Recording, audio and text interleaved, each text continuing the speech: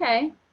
All right, so I'm very excited to give this presentation, and I'm excited because it is something that is has an international audience, and so we have members who are joining from India, from the United States, from Canada, and so I'm very excited about this presentation. I'm also excited to work with my collaborating partner, which is Humanizing Lives. Did you want to give a brief introduction about Humanizing Lives, and then I'll just go right into the presentation and give a little bit of background on myself? Sure. Hi, everybody. I'm Namita, and I have my co-founder and technical head is also part of this presentation right now. Humanizing Lives is an organization that works for the mental health of the underprivileged class, more importantly. But in general, we have on board psychologists that help people feel better about themselves, feel happier about themselves. The idea is to normalize all kinds of diagnosis and all kinds of mental problems that people go through, I think, and other kinds of traumatic experiences or prejudices in general that could bring in a lot of stress and mental illness like depression, anxiety, and panic. So we address those issues to people in India in general and underprivileged class in particular, the ones who cannot afford to get into therapy on their own. So that is Humanizing Lives, and Maddie has been a very, very important and a very, very generous therapist who has been attached to us for a couple of months now. And this session was a product of one of such conversations where we try to make mental illness not only known to people, not only help them understand what this particular aspect of existing social order is, but we also try to, in small bits and doses, extend help in our own limited capacity as we can online in the times of Corona. So thank you, Maddie, and I would want you to please take forward the presentation from here. Thank you. Thank you very much for explaining your organization. I think that mission of supporting mental health is very important. And so that's why I'm very excited about this presentation, because self-care and being able to notice when you need self-care and know what self-care is, and then just practice self-care on a regular basis is such an important piece of mental health, and also an important piece of parenting. So I titled this presentation "Daring to Self-Care," because often self-care is something that especially parents struggle with, because they're very used to self-sacrificing as a parent, where you're very often putting your needs to the side for your children, for your partner, for other people in your life. And the idea often of self-care is something that is a little bit more challenging. And so that's why I named this Daring to Self-Care, because it is something that's important, and that sometimes we need to go against our own thoughts around it or our own beliefs around it in order to really take care of ourselves. So just to give you a brief introduction about myself. So my full name is Dr. Madalina Yellico. I go by Dr. Maddie because it's a lot easier to pronounce and to remember.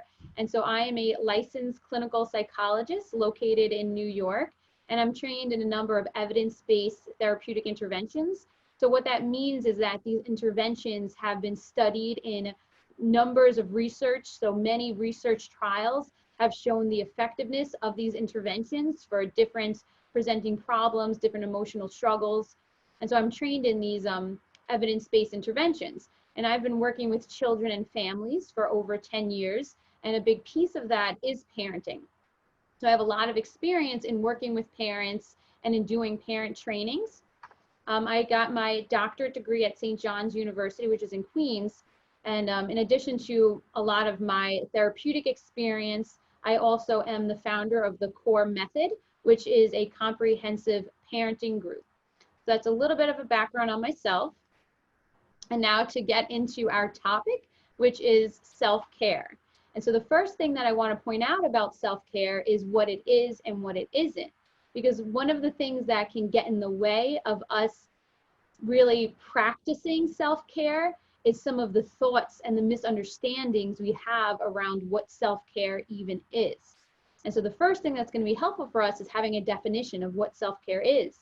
And so what I want to note is that there is a difference between self-care compared to self-indulgence. And so that's what I have pictured here. Oftentimes we have this idea of self-care of being just, really diving into something that we love, or kind of having something in excess. So sitting down and eating really unhealthy foods, or binge watching TV, and we think of that as self-care because it's enjoyable. But the thing is that that's different than self-care, because that is self-indulgence. And so self-indulgence is the idea of doing something in excess simply because it's something that's pleasurable or enjoyable, and not so much because it impacts you in a positive way in the long run. So self-indulgence is focused on the short term. It's what I'm doing right now that feels good in this moment, without thinking about how is this going to impact me in the future. Whereas self-care, on the other hand, is not only about this moment, but it's also about how does this impact me in the long run. So it's not overindulging in something, because that has a negative long-term consequence. So it's more so of these regular practices that are going to support our well-being. And so that's what I want to really point out, because often when we think of self-care, we think of self-indulgence, and that's why there's sometimes negative connotations connected to self-care. But when you recognize that self-care is really about long-term benefits for you as a person, as a parent, as a partner, then it's more easy to accept it. So that is the idea of self-care, and that's why I have these two pictures here, because one is really the indulgence piece, and one is more so something that is going to support you in the future. So just a little bit more about what self-care is, because there are different categories that are connected to self-care, meaning that we can care for ourselves in each of these different categories. And that not one is more important than the other, but really to be well-rounded, we should focus on all of these categories. And it might seem like there are a lot of categories. So when I really go into how we practice self-care, I'll support you in understanding how it can be actually pretty simple to focus on each of these areas. And so just a general idea of what self-care is. Self-care is any action that you can do to improve your health. And then the National Institute of Mental Illness, they have these 6 categories that are listed under the umbrella of self-care. Okay, so to go into why self-care is important, I have this little analogy here. It might sound like a little bit of an unusual analogy, so bear with me as I describe it. And so the reason why self-care is important, I'm going to give you the analogy of commanders when they are supporting their troops and when they are planning things. So in traditional battles, often the commanders they were in a situation where they were towards the back, and they were in an environment where it was calm, and they had hot coffee and good food and dry clothes, and it was a pretty supportive environment. And the reason why this was done was not because they were lazy or selfish. It was done because these commanders, since they were the ones who so much of the results of the battles focused on them and their ability to think clearly and their ability to improve morale and support their troops. And so that's why for the commanders, they had a lot of these resources and a more comfortable environment. And if you think about it, parents in a lot of ways are the generals of their houses. So they're the ones who are supporting their children. They're the ones creating that environment that's going to be either, a morale and boosting environment, or something that's more discouraging. And so just like a general, it's important that their health is maintained in order to best care for their troops. In the same way, it's important for a parent to maintain their health in order to best care for their children. So to go into some research around why self-care is so important, there's a few different categories about self-care and how it impacts you. And so the first one that I want to discuss is the impact of self-care on mental health. So mental health, that is your ability to cope with your emotions, to cope with the world around you, your ability to have your psychological well-being connected to your physical well-being and your spiritual well-being. Mental health, however, is a limited resource. So meaning that your mental energy and the mental state that you have in order to do other things is limited. It's not something that is just an endless resource. It needs to be replenished. It needs to be nourished. And so self-care is a way of nourishing that mental energy. It's almost like if you had, I know a lot of us now are used to technology. And if the battery drains, the technology is not going to work. It's going to stop functioning. And so you need to recharge it and you need to replenish it. And so your mental energy is similar to that, that when it is drained, you're not able to the same extent to really engage in the things that you used to engage or give the same kind of efforts to things. And so self-care helps to replenish that. And self-care is something that needs to be attended to on a regular basis.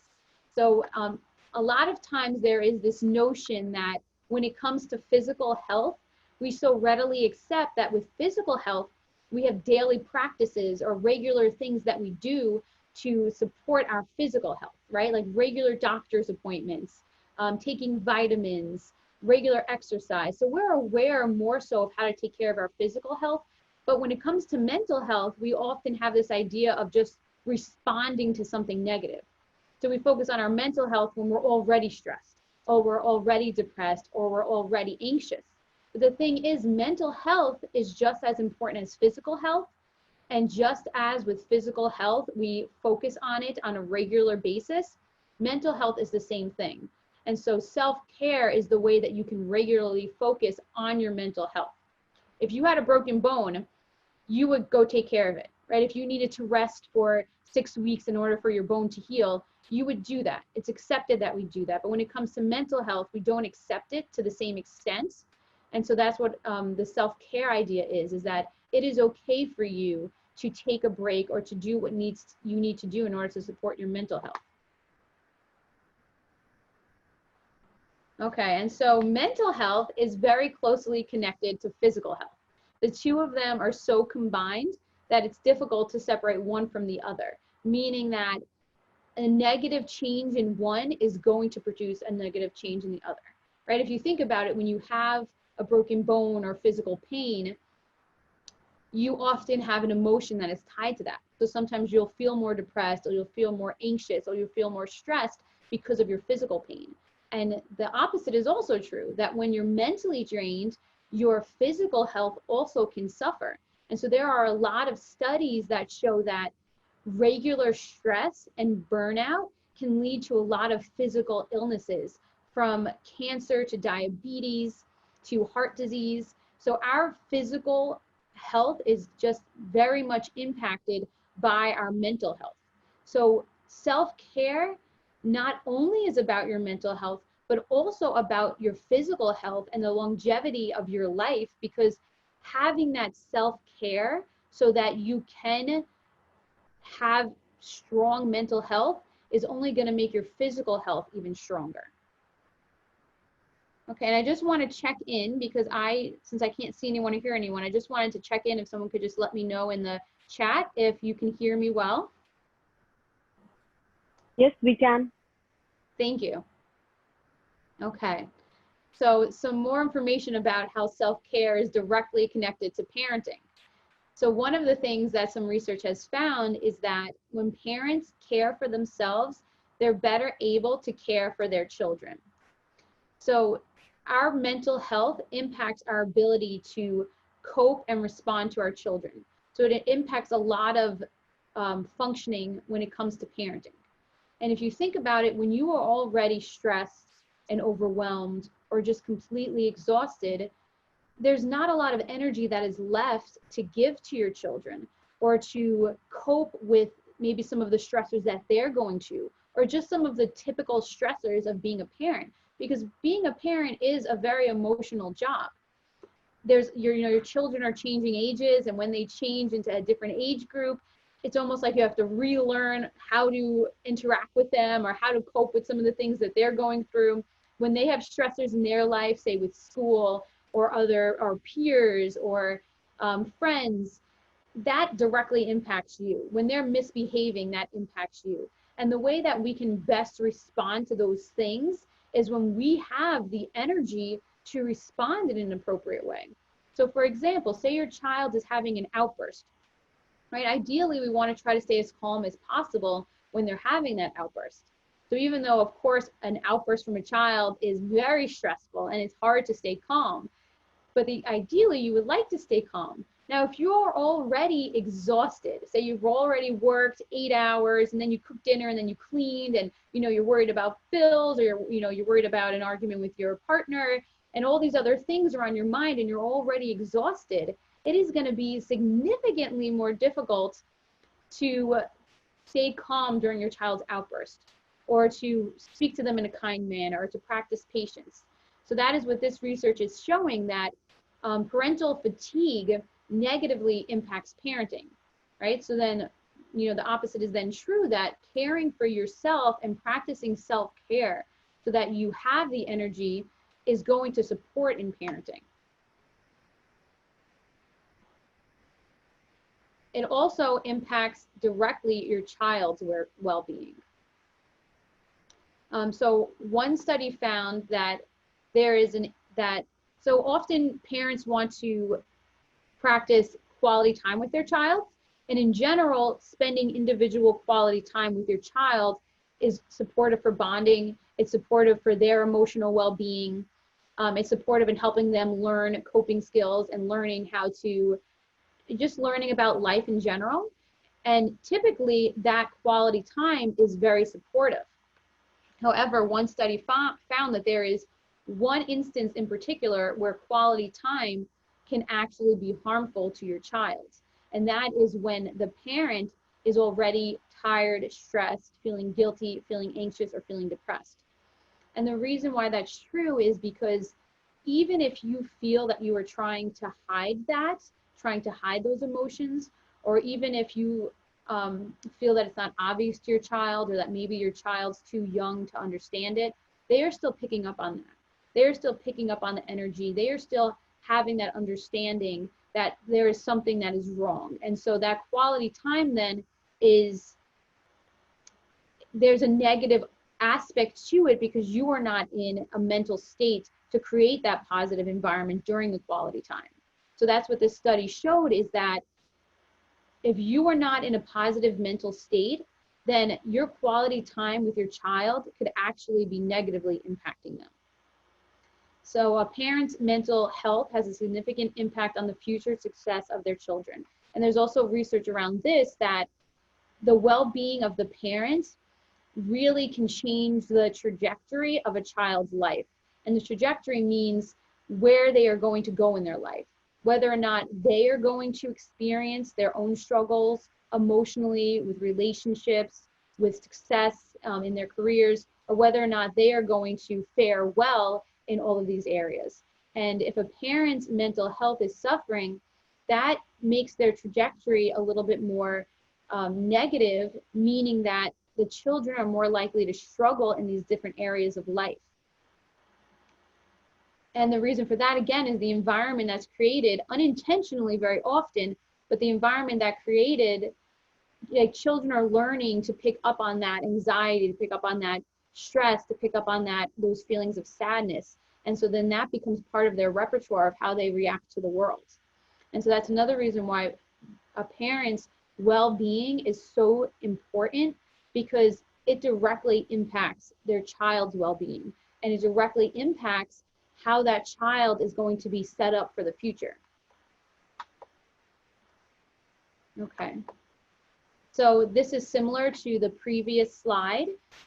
Modeling is the notion that we teach through how we act, so that a child is learning about themselves, learning how to cope, learning how to treat themselves, learning how to treat others, more so through what we do than through what we actually teach them. So if you think about it, when children are learning to speak, sometimes you will sit with them and you'll teach them a word, or you'll teach them a definition, or you'll teach them how to make a sentence. But very often children pick things up just by observing, right? They are like sponges, that they so easily notice what is going on in the world around them, and how people are interacting, how they're doing things, how they're working on things. And if you really watch a child, you can see that they learn so much just by looking at what you're doing and then modeling what you're doing.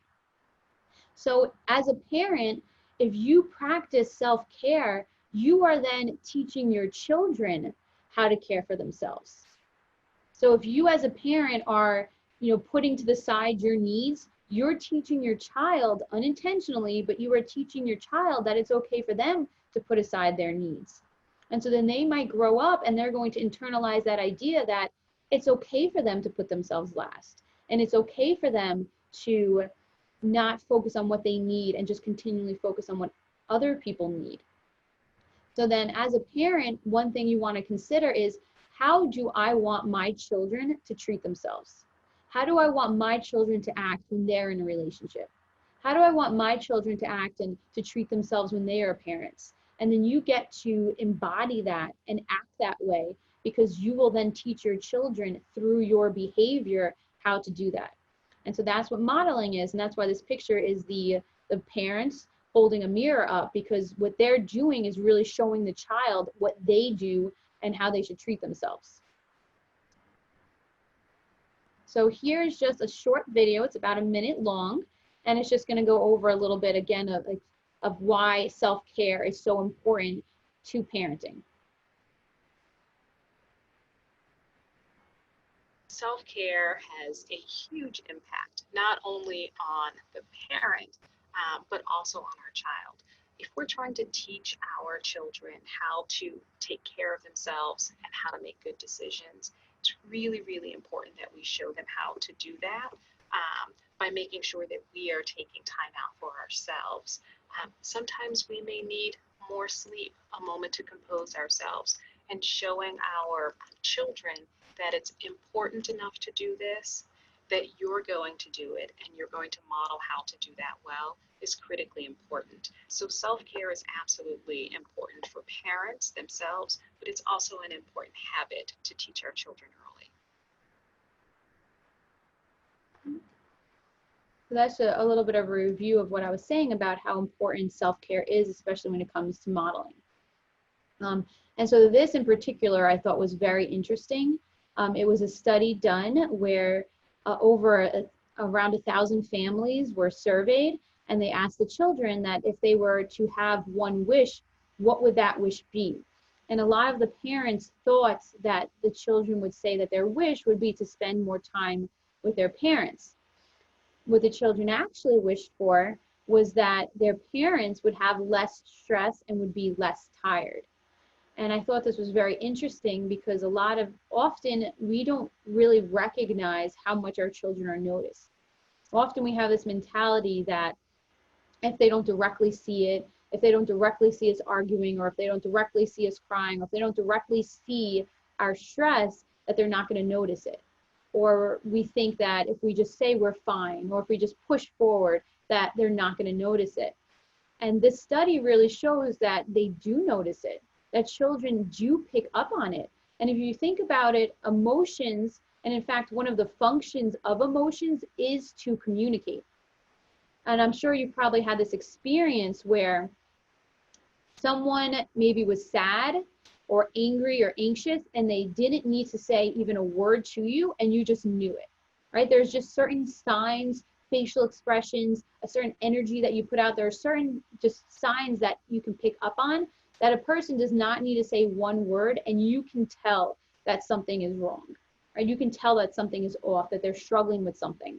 And that impacts you, right? Even as adults, that impacts us. When we know that, say you were having a conversation with somebody, and you were starting to pick up on these signs that maybe they were anxious or not interested or sad, that would change how you feel, right? That would throw you off a little bit. You might not be able to really focus on the conversation, because you'd be in tune with the fact that they are dealing with something.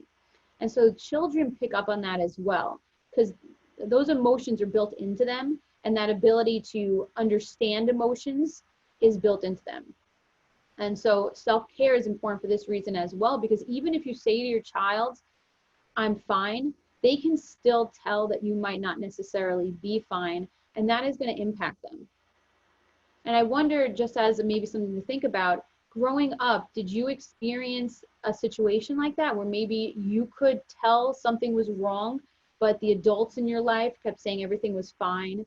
And there's almost a feel for children, sometimes there's a feeling of guilt because they want to help their parents so much, but then they're not told any information, or they feel helpless in those situations. So as a parent, when you take care of yourself, it allows your child to be happier because they love you and they want to see you happy, just like you would like to see your children happy. So with all of these benefits to self-care, it's important to understand, why is this something that is often lacking? Why is this something that parents and people in general struggle with? And so some of the things that happen that get in the way of self-care, one, very often, is being too busy.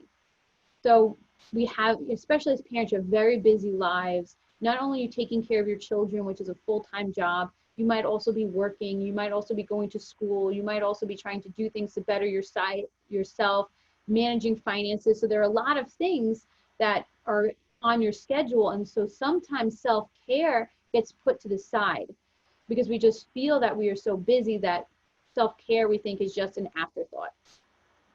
Stressful jobs is often a reason why self-care is put to the side.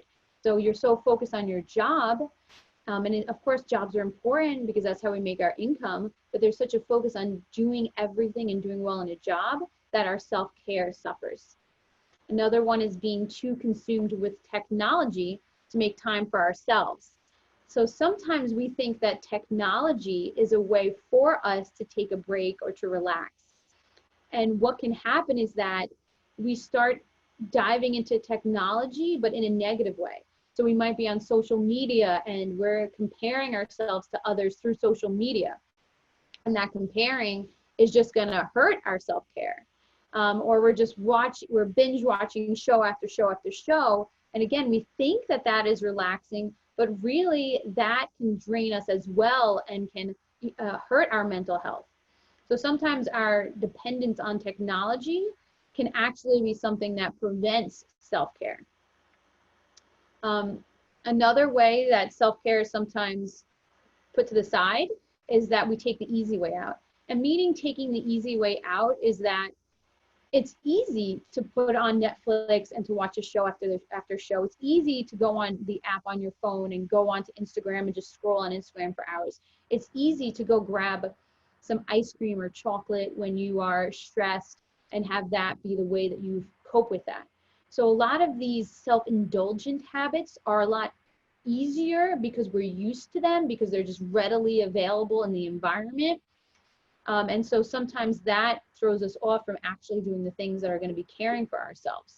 And I will go into a little bit into the presentation about how you can make the self-care easier so that it's as easy to do as the self-indulgence.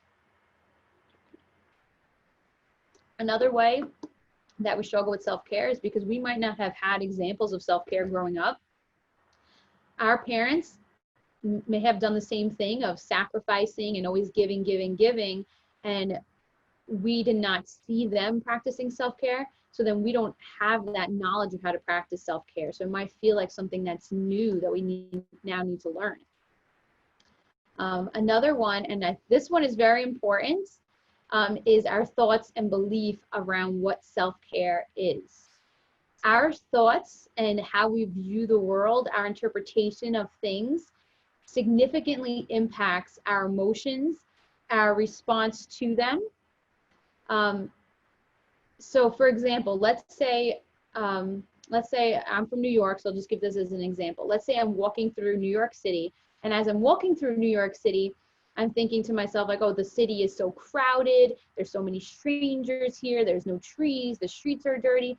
Then I'm gonna feel maybe anxious, I might feel worried, I might feel sad. And so if I feel all those things, then I'll probably isolate myself, I might wanna leave early, I might not really interact. But now let's say it's the same exact situation where I'm walking through New York City, and this time I'm thinking, wow, this is a city that is really well known, and there's stories and songs and movies about this city, and there's so many new people to meet, and there's people from all around the world, and the architecture of the buildings is so interesting. If I see it that way, then what I'm going to feel is more likely to be excited, happy, eager. And so if I feel those things, then I'll be more likely to approach something, to engage in something. And so it's the same idea with self-care, that the thoughts that we have around self-care is either going to put a block up from us practicing self-care, or is going to help us and support us in practicing self-care. So some of the beliefs that get in the way are believing that you don't deserve it. And believing that you don't deserve it could be either that for your own self-image and self-esteem, you just feel that you don't deserve it, it could also be that you feel that you haven't done enough to earn it, that I have to do a certain amount of productive things, or I need to do A, B, and C, or get a certain number of items off my checklist before I deserve self-care.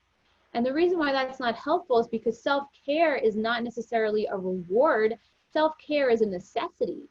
Self-care is the way that you're able to continue to function so that you can do all these other things. Another belief that gets in the way is thinking that self-care is selfish. So oftentimes we think that if we do anything for ourselves, then we're being selfish. If we say no to another person in order to do something that we feel that we need, that we're being selfish. And the thing is, and this analogy is often used, but you need to take care of yourself first in order to take care of other people. So the analogy that's often used is being on a plane. And if anything were to happen and the masks come down for oxygen, they say to put your mask on first, because you can only support someone else if you already have that supply of oxygen. Because if you don't, maybe you can help for a minute or two, but when your oxygen runs out, you're no longer able to help anymore. So taking care of yourself first allows you to take care of others. Then another belief that gets in the way is that thinking that other things are a priority over our self-care. So that our jobs or our social lives or these expectations that we create for ourselves, that those are the priority over our self-care. Okay, so these are some signs of when self-care is needed. So self-care is needed, and you can sometimes just tell in your gut when you need to take care of yourself, but these are some other ways that you can, external signs that you can use to see when self-care is needed. So self-care is probably needed if there is some sort of change, a significant change or a lasting change, even a temporary change sometimes in your sleeping or eating. In general, our sleeping and our eating habits are usually habits, right? In general, human beings are habitual, and they get used to routines and create routines. So if you notice a change in a routine, sometimes it could be because there is a stressor going on, or there is something that you're trying to cope with. And taking time to notice that can support you in noticing if you need to practice self-care. Another one is if you have physical symptoms. So sometimes the physical things that we're experiencing are not because something is wrong with us physically, but more so because we are struggling mentally or psychologically. And so taking a step back and noticing, am I having a headache because I'm actually overwhelmed? Am I feeling dizzy, or does my stomach hurt because I'm actually stressed? And if that might be the case, then taking some time to care for yourself is probably what's needed. Also, your emotions are going to be a sign for that. If you feel anxious, lonely, vulnerable, if you're experiencing negative emotions or uncomfortable emotions, I should say, because no emotions are negative, they're just uncomfortable.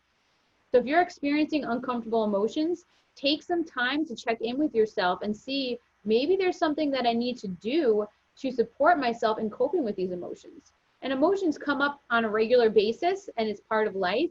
If there's something that is lingering or is coming back over and over again, you might need to really practice self-care to help yourself deal with those things. Difficulties concentrating, feeling withdrawn, feeling irritable, all signs that you might need self-care. And your child's behavior is also a sign. Because if your child is, children can act out or struggle for a lot of different reasons, but one of the reasons why they could be struggling is because you are struggling. And so if you notice that your child is more irritable, or your child is withdrawn, or your child has physical symptoms, it can be helpful to check in with yourself and say, is my emotions and my well-being creating an environment that's impacting my child so that they're experiencing these things? So on the right here, what I have is a checklist. It might be hard to see, so what I'm going to do is I'm going to put it in the chat for you, so this way you can have access to it. but it is a checklist that goes into the different categories for self-care. And if you see here, there's a rating scale all the way on the right where you can rate each of the different categories for how often you do them. And so you're just going to go through to each of the different areas of self-care and check off how often you do some of these. All right, so just to give you an idea, getting enough sleep, eating regularly, having time for self-reflection, practicing receiving from others, trying new things. So you go through it, you mark how often you do them, and then once it's all done, you can go back and you can look about where are the areas where you're really strong in practicing self-care, and where are the areas where maybe you need to put more effort in order to practice self-care. So I'll put this in the chat so this way you have access to it. Okay, so some more tips for self-care. So a very important one is your sleep. Sleep impacts so much, and often it is a thing that we put to the side. Very often, a lot of people do not get the recommended amount of sleep, that we try to continue functioning on the 6 hours of sleep or 5 hours of sleep, and just settle or accept that less sleep is what we're going to get. And sleep impacts your mental functioning, it impacts you physically. There is such a number of factors connected to your sleep. I cannot stress how important your sleep is. And so, you know, putting work aside for an hour, or putting kids to bed an hour early, doing something to support your sleep is very important. Nutrition is also very important. As I had said, there is a connection between your body and your mind, and it's a very strong connection. So what you are giving to your body and how you are taking care of your body is going to impact your mental functioning and your psychological functioning. So self-care is also eating well and giving yourself nutrition. And similarly to eating well is exercising. And so exercising, again, we know that as something regular that we can do to take care of our bodies. It is also very much connected to our minds. And so you want to aim for about 30 minutes of movement a day. And even if you can do small things here and there to move around. So especially when we're home, when, you know, if we have a desk job, very often we're sitting. And so just getting 5 minutes stretching every hour, or walking around for 5 minutes every hour, can have a significant impact on your physical and mental health. When you exercise, especially when you exercise to the point where your heart is racing and you start sweating, your body releases different neurotransmitters and chemicals, and they are supportive in improving your mood, which is often why a lot of times we don't want to exercise, but after we exercise, we feel a lot better because our body is releasing those chemicals that are going to help us in feeling better and in improving our mood. So since sleep is so important, I have a little slide here about some sleep tips. So you want to, as much as possible, try to avoid eating and drinking right before bed. And the reason for that is because sometimes eating right before bed can cause indigestion. And sometimes drinking right before bed can cause you to wake up in the middle of the night, because then you're going to have to use the restroom. And then if you wake up in the middle of the night, that might disrupt your sleep or might make it more difficult to go back to sleep. Staying away from caffeine and sugar right before bed. You don't need to stay away from it in general. You do need to be careful about your intake of these things in general, but it's okay to have caffeine and sugar in moderation. But you want to avoid it being close to bedtime, because often these things can keep you awake, and then it's really going to make it a lot more difficult to fall asleep. Reducing stress. And so oftentimes we're stressed and then we go to sleep. We're stressed throughout the day and then we go to sleep. And what happens is that that state that we're in before we go to sleep is going to impact the quality of our sleep. So if I'm already stressed and then I fall asleep, I might have bad dreams. I might be, you know, moving around in my sleep. It's not going to be the same quality of sleep. So doing something to create a routine that's going to be relaxing or calming before sleeping is helpful to improve the quality of your sleep and to make it so that you can fall asleep more easily. And then making sure your bedroom is a good environment for sleep. And so a good environment is that you don't want to have any distractions. There are a lot of times where we have a habit if we get into bed and we watch TV, or we get into bed and we're on our phones, or we're finishing up work. And what happens is that the lights and just the stimulation from these electronics makes it so that we're more likely to be awake. And so if we're laying in our bed and now we're doing these things, we're actually conditioning ourselves to stay awake in the bed. And conditioning means that you're in your mind, you're pairing your bed with being awake, right? So instead of pairing your bed with sleeping, you're pairing your bed with being awake. So what happens is that as soon as you get into your bed, your mind thinks like, oh, this is the area where I'm awake, and it makes it more difficult to fall asleep. So the recommendation is that your bed is only used for sleep and then for like being intimate with your partner. Anything else you don't want to do in your bed, because if you do work in your bed, if you just stay up and, you know, entertain yourself in your bed, then your bed is connected to being awake instead of connected to going right to sleep. And then also you want your room to be dark and cool, because that's typically the environment that is best for people to fall asleep.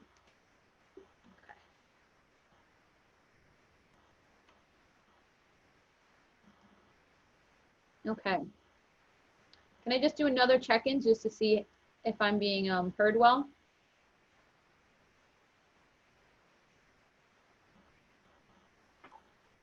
It's going good. Thank you. Okay, so some more tips. An important one is actually scheduling it in. What you put down on paper and what you put down in your schedule is more likely to happen. And this is across the board. If you write it down and you actually schedule in time for it, it's more likely that it's going to happen. And so scheduling it in, like put 15 minutes and actually put self-care, or even better, put the thing that you're going to do for self-care, so that when that 15-minute comes, you're ready. You know that I'm going to do this. And it's not that that 15-minute comes and you're thinking to yourself, oh, I'm not really sure what I'm going to do. And so you spend 10 minutes of it figuring it out, and then you don't even want to do it anymore. So put it into your schedule. Make time for it. Make space for it. Let other people in your life know that that is going to be happening, so that they can give you the space that you need to practice it. Gratitude is also very helpful. There is a lot of research that shows that practicing gratitude impacts our mood both in the moment and in the long run if it's a regular practice. And so practicing gratitude, there's a couple of different ways of doing it, but it's just on a regular basis, taking time to notice the things that you are grateful for. So some ways to practice gratitude is a gratitude journal. A gratitude journal is it's kind of like a typical journal or a diary, but in it you're writing down each day a few items of things that you're grateful for that day, or that you're grateful for in general. And you make it a routine where it's happening every day, or at least, you know, as close to every day as possible. Another way to practice gratitude is the unusual gratitude challenge. An unusual being that it's something that you would not normally think of when you think of things that you're grateful for. So it could be something that we take for granted, or something that happens so often that we rarely notice it, or something so tiny that we rarely notice it. So for example, an unusual gratitude could be maybe the crickets at night, that you don't normally notice it, or you know, that moment where it's kind of cold outside, but it's just warm enough that you actually feel the warmth. Right? And that's maybe an unusual thing to think you're grateful for, but if you take the time, you can notice that these little things in life are actually really enjoyable. And even noticing each day, what are some of the things that happen on a daily basis that you're grateful for? Another thing that is helpful is to take 5 minutes to decompress. And so when you're transitioning from one thing to another, when you're feeling stressed, when you're transitioning from work to home, taking a couple of minutes to just allow yourself the space to transition. And so allow yourself the space to just process things, to get things out of your head, and then to move into the next experience, the next thing that you're going to be doing. Okay, so this is a little bit of a practice that I wanted to do. So what this is just a self-compassion practice. And the reason why this is important, that I actually wanted to do an activity around it, is because very often, from my experience with working with a number of individuals, a number of people in general, parents in particularly, there's a lot of self-judgment. Often we're very hard on ourselves. We're more forgiving towards others, we're more kind to others, but to ourselves, we're very hard. And often the talk that goes on in our heads about ourselves is negative, right? Like, what's wrong with you? You should be doing this. Why do you not got that together? You're such a bad parent. You're such a bad this. That's often the kind of talk that goes on in our heads. And that negatively impacts our well-being. And so for this practice, whoever has a pen and paper, you write it down. If you don't have a pen and paper, that's okay, because you can just do this mentally in your mind. So the first thing that I want you to do is I want you to take a second, and you can even start this as I'm talking, but I want you to take a second and I want you to think about a time when a close friend was struggling, where a close friend was maybe going through a hard time or having negative thoughts or judgments about themselves. And I want you to think about how you handled that situation. So just write down some ways that you responded to that friend. Think of some ways that your tone of voice was, your body language was, the kind of words that you used, what you said to them.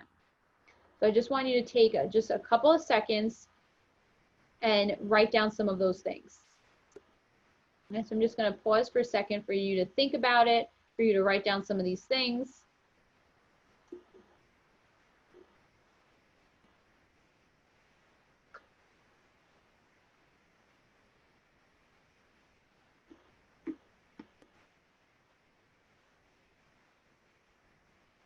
Okay.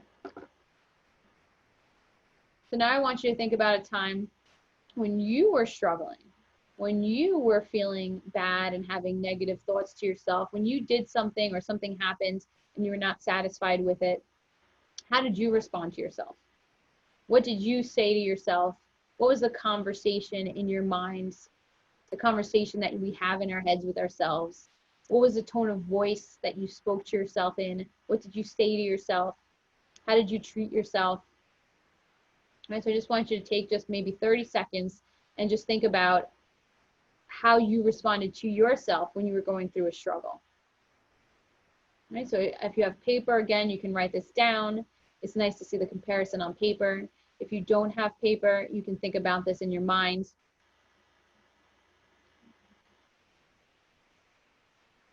So now when you have a clear picture of both of those scenarios, how you respond to a good friend and how you respond to yourself, I want you to now notice the differences between the two of those.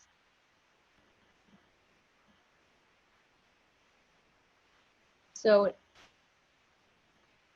notice the difference of how you treat someone else compared to how you treat yourself. And I want you to think about what would happen if you treated yourself the same way that you treat others. And think about, why is it that you treat yourself different than you treat somebody else? Is there an expectation that they have more value or that they're more deserving?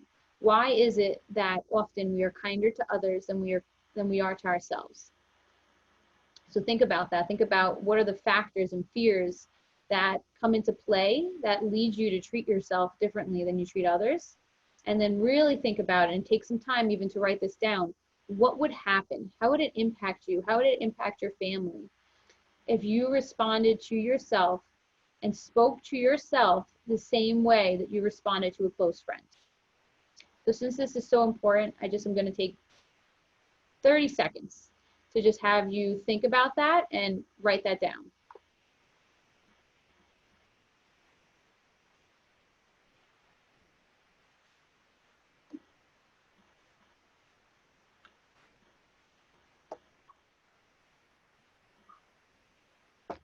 Okay.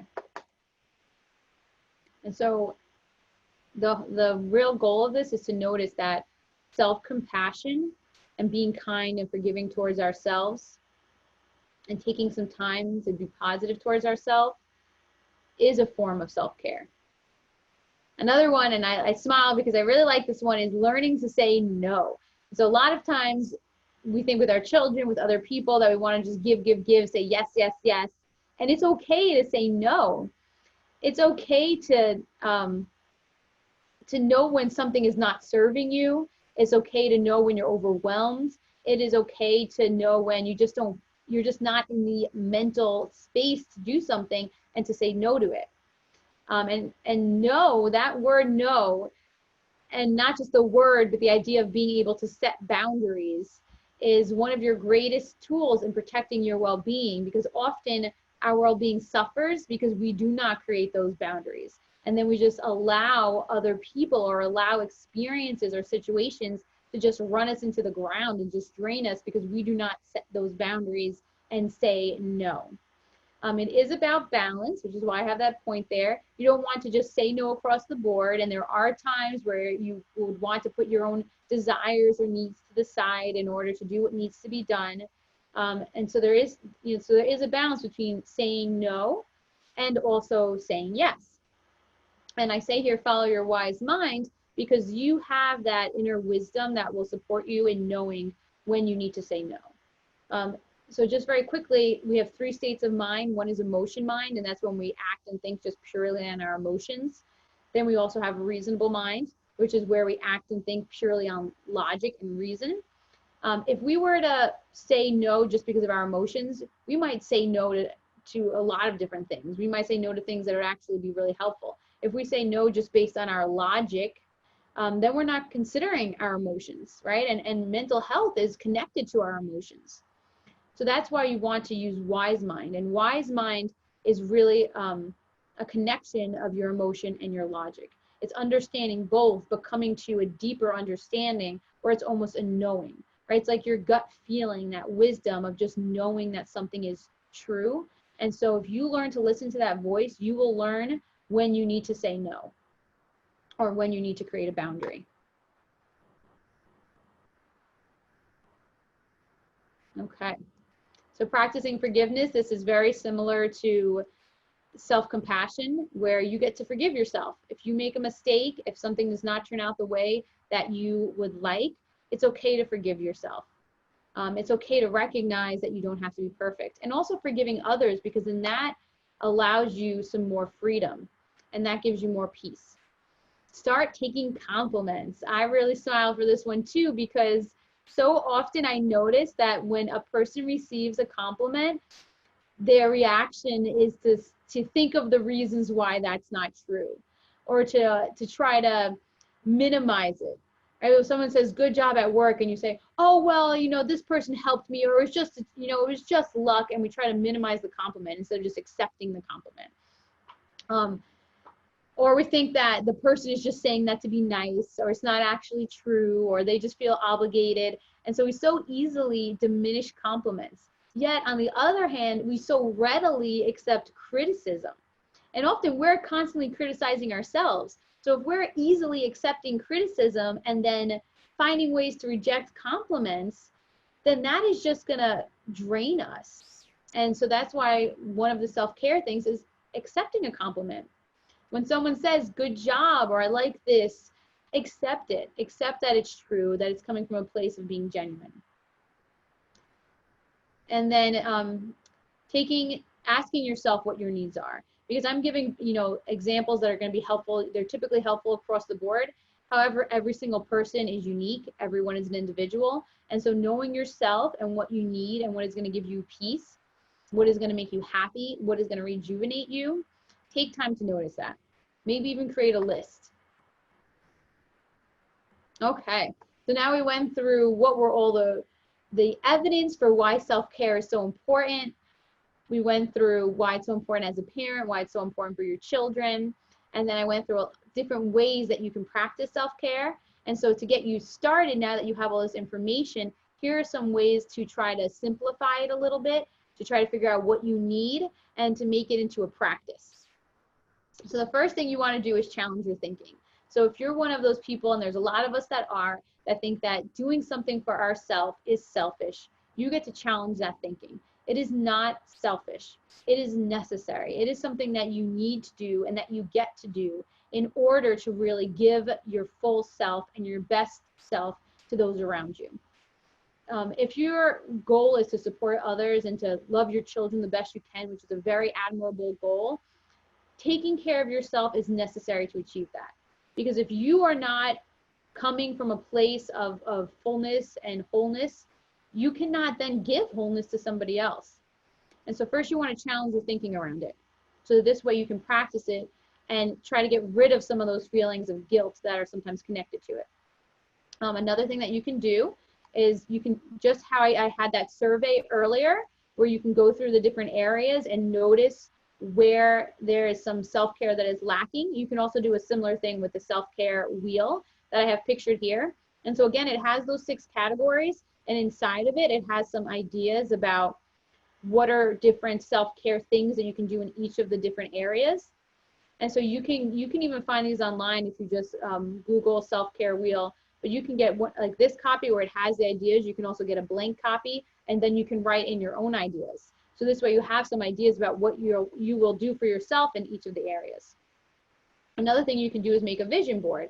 And so a vision board is where you take something that is more of a concept or a thought, and you try to connect it to an actual image. Because sometimes those images and being able to see those images is something that is going to be inspiring and help us want to do it more so and be more motivated for it. So a vision board could just be a sheet of paper. If you could do it on your computer, there are apps for this. And then you will get pictures that will represent some of the different things that you were going to do. So it could either be things that you want to do, as in like, what are your goals? So what are your goals in these 6 areas?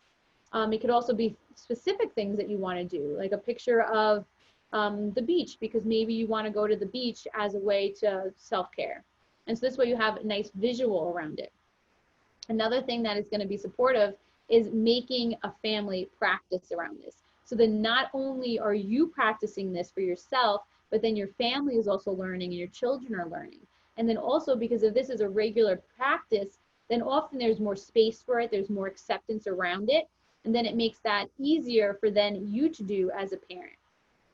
And then creating space for regular self-care practices.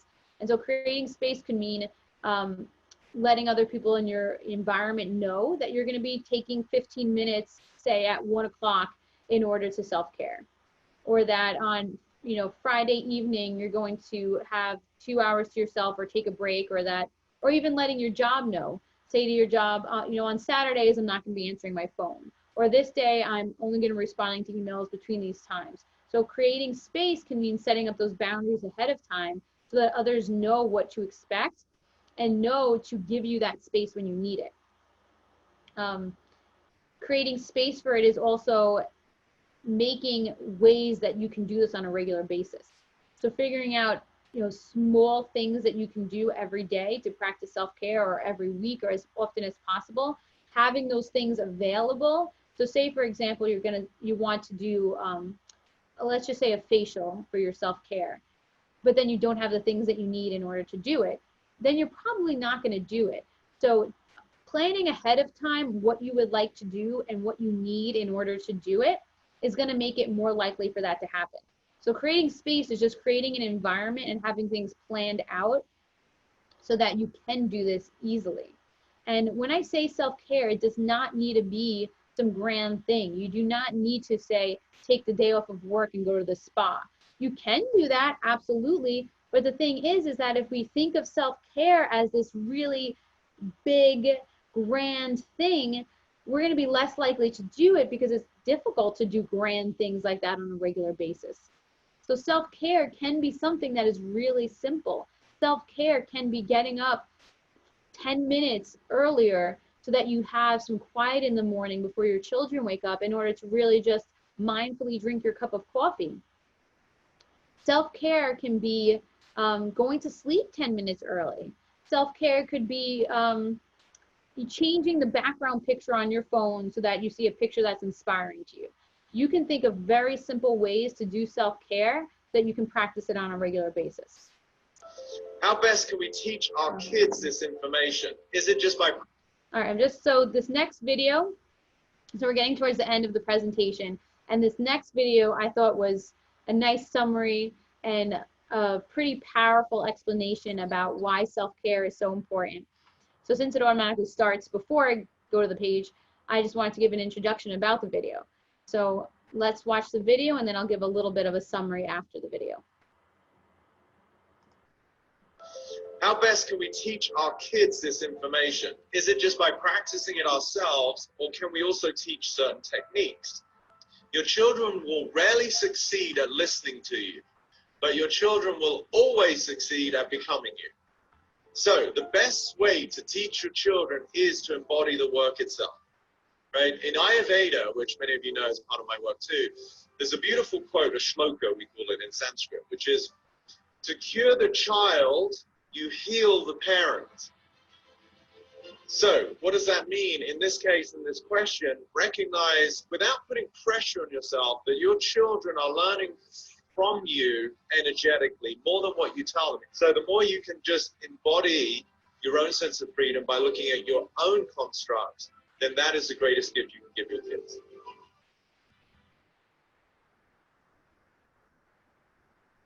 So I really love that video because I think it so powerfully, I'm sorry, I don't want to say it again. I think it so powerfully shows why it is important for us as parents to model what we want our children to see and learn and be, and how we want them to treat themselves. Because again, what we do and how we lead by example is very often more powerful than what we say. And so when it comes to self-care, treating yourself with love teaches your child to love themselves. And so if you're not treating yourself with love, if you're talking in a mean way to yourself, if you are draining yourself, if you are just focusing on so many other people and not creating boundaries, you are teaching that to your children. And again, it's not intentional. It's not intentional at all. You're coming from a place of wanting to do the absolute best that you can for your children. And that's a positive thing. But to really do the absolute best that you can for your children, you get to take care of yourself. And so that's why I really like that video, because it shows that, well, he just so powerfully says that what we do, our children learn from seeing us. And so that's why self-care is the greatest gift that you can give your children, because when you care for yourself, you have the energy and the ability to care for them the best that you can. And because you are teaching them in the long run for them to care for themselves. Okay, and so as I had mentioned in the beginning, so self-care, I shared a lot of evidence-based ideas about what self-care is, why it's important for parenting, how you can practice it. And I just quickly wanted to share, if anyone is interested in self and evidence-based parenting, the course that I have that is based on evidence-based techniques and research around parenting. And I'm very excited for this course because it is based on my years of experience working with a number of children and families and learning a lot of research-backed parenting techniques. And it is all of the knowledge that I had, I put together in this course, which is a virtual 12-week parenting course. And in this course, I really dive into really the majority of things that I have found is supportive in a parent being the absolute best parent that they can be and parenting in the most effective way that they can. And so just to quickly go through it, the core method, core is an acronym as you can see here. And so C stands for conscious. And conscious is diving into the research and the knowledge and the education about what child development is, what is normal child development, what is cause for concern. It also dives into the knowledge and research around how our emotions can impact parenting, how our thinking can impact parenting, how our thinking can impact our emotions. And so that knowledge sets the foundation, because I do believe that knowledge gives you the ability to understand things more, to buy into things, to be motivated to do things, and to do it to the best of your ability when you have that foundation of knowledge.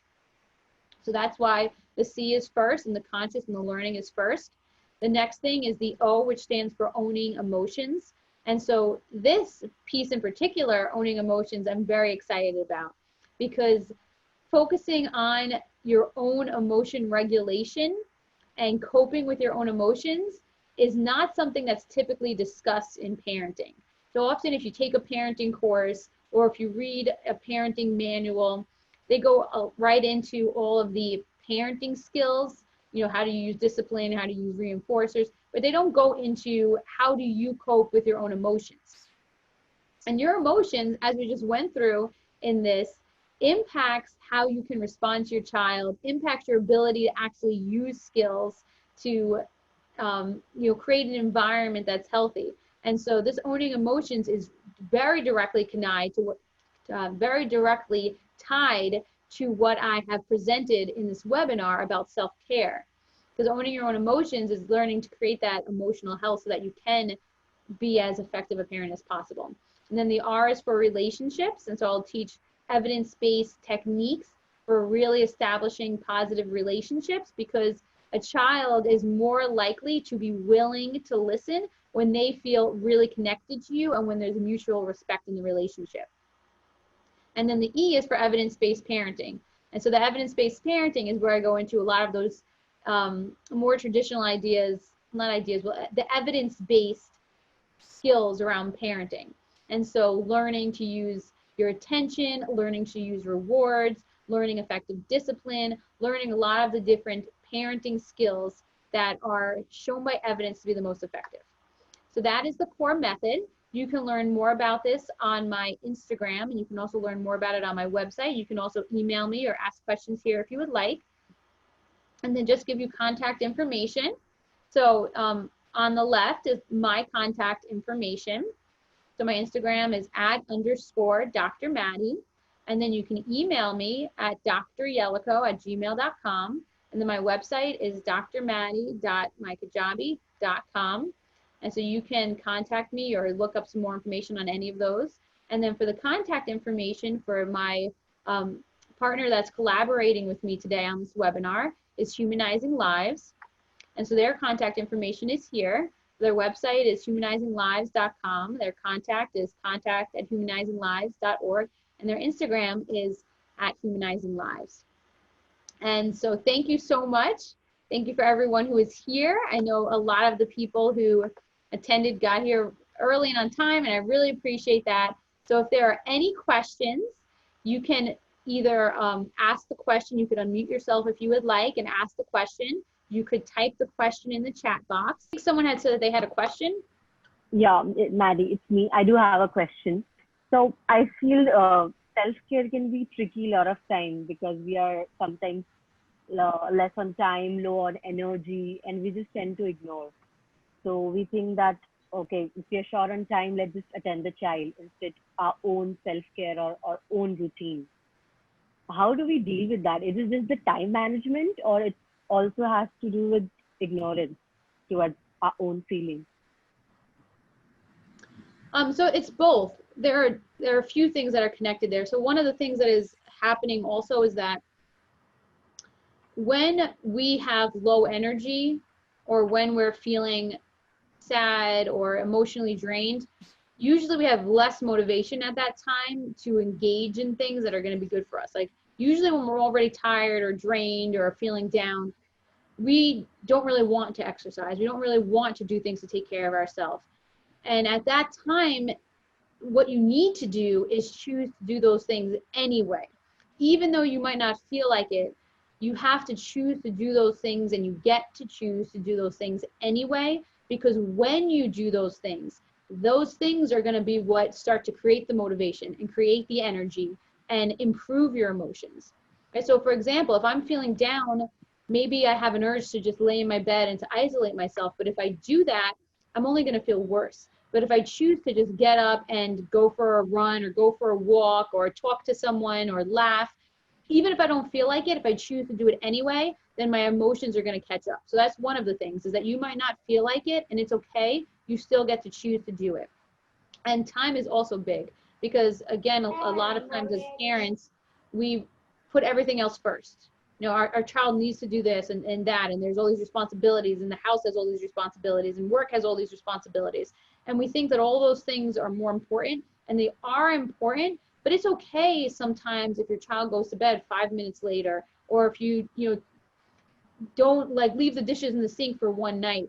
It's okay and necessary to prioritize your well-being and to make room in your schedule for your own well-being. Does that answer the question? Yes, it does. Thank you. So thank you for the question. I would just add that I was very happy to do this collaboration with you at Humanizing Lives. I really do think this is such an important topic, and I think it's one that is very often overlooked in parenting. And so I was really happy to have the space to discuss this and to have a webinar around it. And so I appreciate Humanizing Lives for supporting me and helping me to put this webinar together.